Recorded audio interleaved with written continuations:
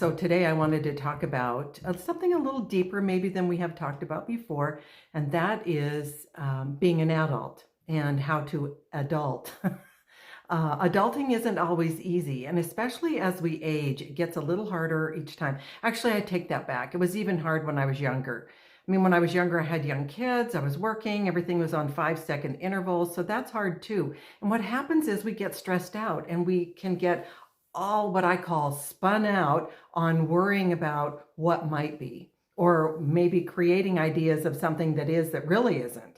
And as we get older, it's a lot about our health and friends' health and worrying about, oh my goodness, what if, what if, what if, if a test comes back with a little question mark about, well, we had to send a little bit more away for analysis, and then you panic like, I'm dying, I know I am, but you're really not. Right now, you're super healthy, like I am right now, I'm super healthy, but I can worry about the future presenting something or other that won't be great, and I'll be all, yikes.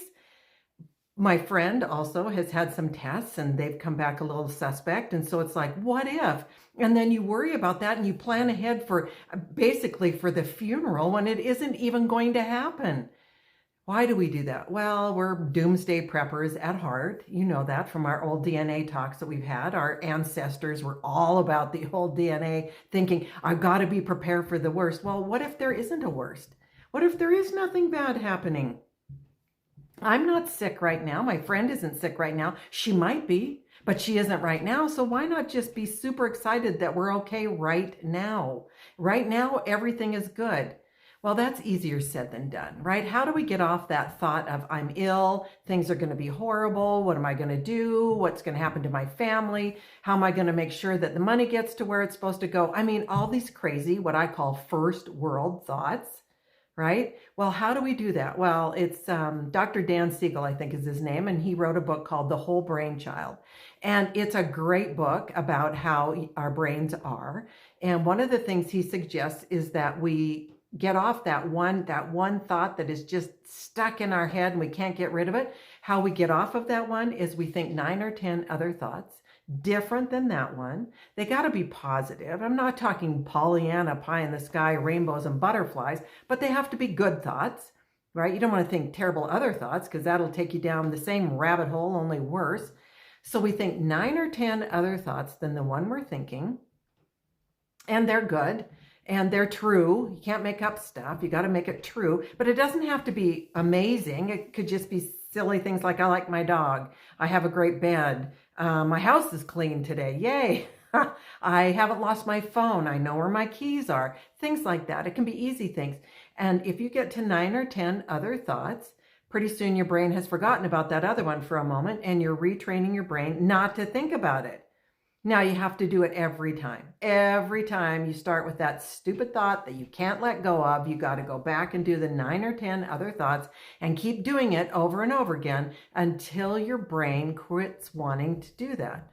I call it a cat track. If you're a skier, you know that cat track, that train of thought is going to take you right where it always does. If you like the rabbit hole idea, you're going to drop down the rabbit hole and it's hard to get out of once you're there.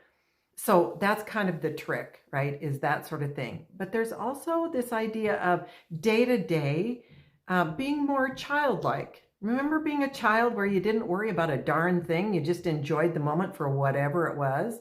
Or maybe you were bored.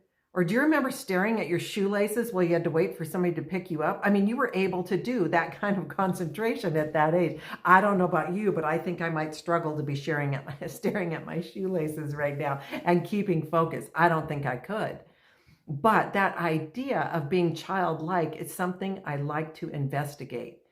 Being childlike is doing things that are fun, that you enjoy. Instead of looking at things as a chore, look at them differently, like, oh, I get to do that, right? Or you plan for things that are fun. When was the last time you planned something fun just for yourself, right?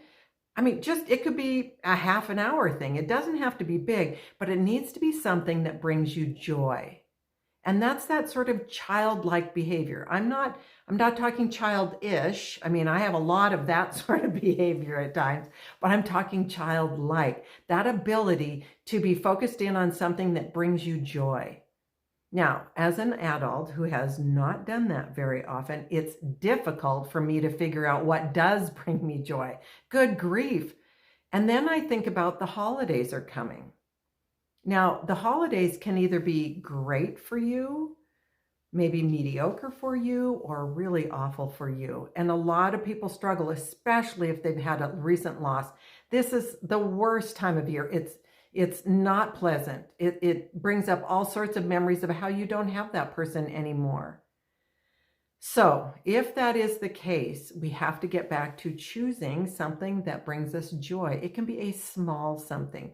Maybe planning a different ritual for the holidays that is taking you in a different direction, right? Or maybe it's just planning something that is a lot of self-care for you, right? You're going to do things that feel good at the moment. Now, it's not going to feel good forever if you've had a loss, but that's just the way it is. You know, you've got to actually muddle your way through grief, and grief is not easy, and no one tells you how to do it. And actually everybody does it differently. So that's a different subject altogether. But if the holidays aren't your favorite time, as a matter of fact, you kind of don't want to do them, but you haven't had a loss of any kind, you just don't like them, then create something that you do like. Why waste your time on stuff you don't like? There are no rules about what you have to do for the holidays. There aren't. And so you should think about, what do I want? What will bring me happiness? What will be fun for me? Doesn't have to be expensive, just something simple, easy, fun, whatever it is. But write down some ideas for yourself of what you want to do, because just forcing yourself to go through the holidays in the same way you have always done it and you've always hated it, that's not living. We gotta live. So for me, Thanksgiving is always one kind of spent alone, and I'm okay with that because I don't really like the food of Thanksgiving. Now, I love being with friends, don't get me wrong, but sometimes I need bubble time.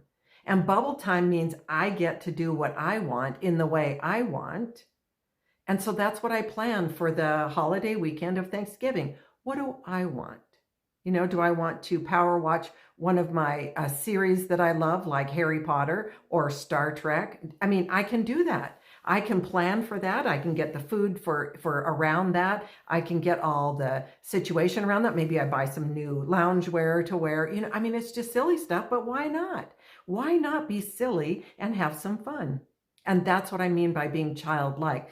Looking forward to it, planning it out for yourself, and enjoying it, because that's what we need to be doing instead of being an adult and just powering through every miserable thing we have to do. Let's get back to being young at heart and doing things that are fun and happy. And that is my challenge for you for the upcoming, this is in the US, the American celebration of Thanksgiving, which is towards the end of November. And it's on a Thursday, and generally everybody has the weekend off. And it's also Black Friday, which is a shopping day. Nightmare as far as I'm concerned. But hey, some people really like to get up at 5 and go to those things. Good on you. I think that's great. If that's your thing, if that's your jam, go for it. Not mine. I'm not going to be doing that, but hey, I'll be doing other things that bring me joy. So I hope you will be doing things that bring you joy. All right. So have a fabulous week, and I'll talk to you next one. All right. Bye.